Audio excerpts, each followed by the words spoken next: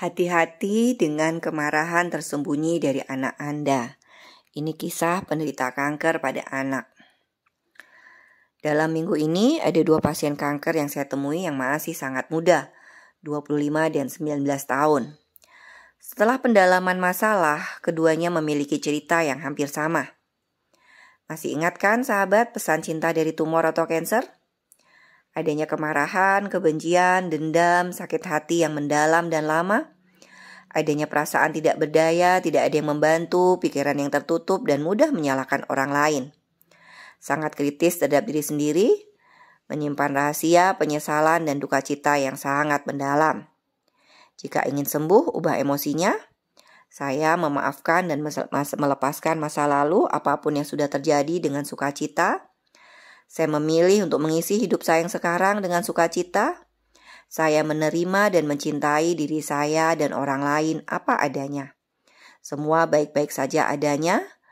Tidak ada yang perlu saya khawatirkan.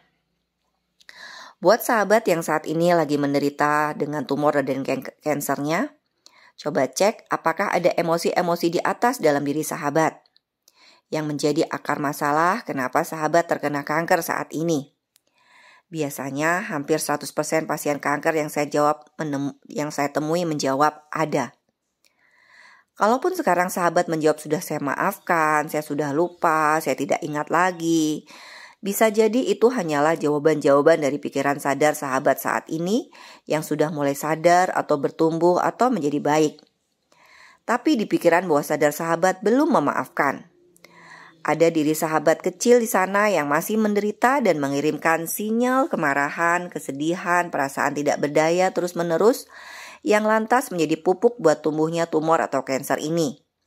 Yang lebih bahaya adalah ketika perasaan-perasaan ini pun tidak disadari. Hal ini wajar mengingat pikiran bawah sadar ini menyimpan memori-memori jangka panjang bahkan dari sejak kita kecil di dalam kandungan. Dan peran pikiran bawah sadar ini mencapai 95 atau 99% mempengaruhi sikap, emosi, pikiran, perilaku, bahkan kesehatan kita saat ini.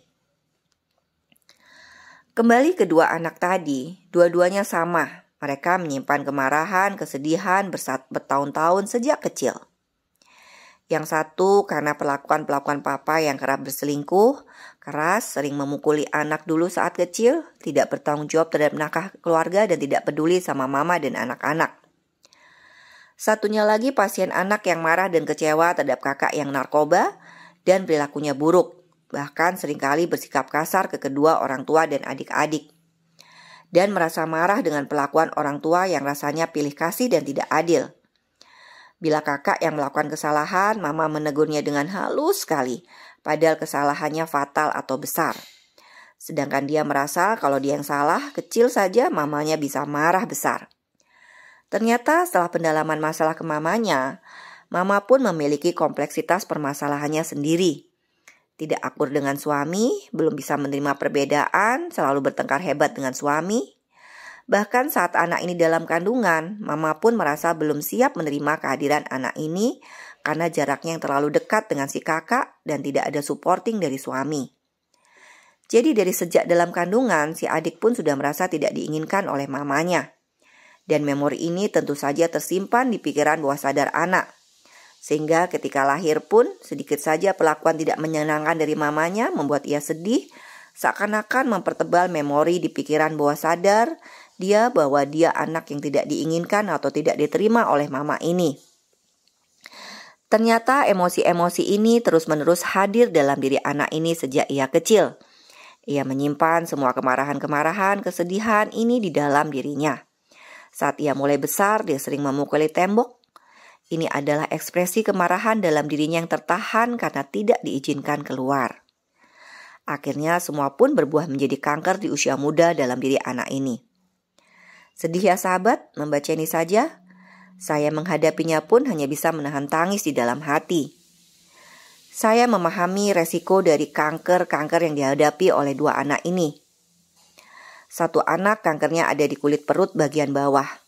Kebayang kalau harus dioperasi, betapa besarnya luka operasi yang harus diderita anak. Satu anak kankernya di usus sampai dengan kolon. Kalau dipotong maka akan dibuatkan lubang pembuangan sementara di dinding perut. Apakah juga menjamin bahwa setelah operasi kankernya benar-benar hilang, sahabat? Belum tentu. Banyak cerita sudah bolak-balik operasi, kemoterapi, plus makan sehat dan lain-lain. Kankernya hadir lagi, metastase ke organ yang lain. Kenapa? Karena emosinya belum berubah dan akuarium anak ini pun belum berubah juga. Apa akuarium ini? Ibarat anak ini adalah ikan. Saat ini dia sakit, diobati, kembali lagi ke akuarium yang sama, yaitu lingkungan tempat dia bertumbuh, dalam hal ini orang tuanya. Orang tua tidak juga berubah emosinya dan perlakuannya atau sikapnya terhadap anak ini. Ya jangan salahkan kalau anak kemudian sakit lagi. Makanya saat anak sakit atau bermasalah secara mental dan perilaku, saya mewajibkan orang tuanya harus hadir.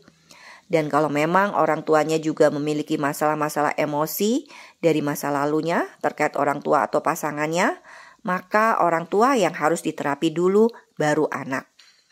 Demikianlah sahabat, semoga menjadi bahan renungan bagi kita semua.